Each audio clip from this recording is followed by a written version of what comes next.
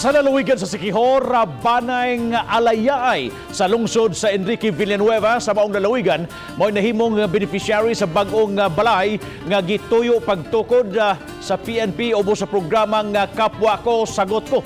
Nangunay pagtugyan si Police Brigadier General Albert Ignatius Pero, sang Police Regional Office 7 Director, human sa kapulisan sa Siquijor Provincial Police Office sa pagtugyan sa mga banay panimay sa maong banay alayaay.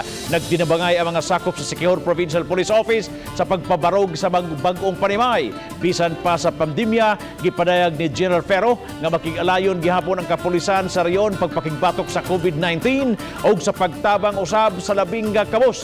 Alang kanila, mas mulungtad ang kalipay alang sa mga tao nga tabangan na sa mutabang kung padayon na masabwag ang #SpreadKindness.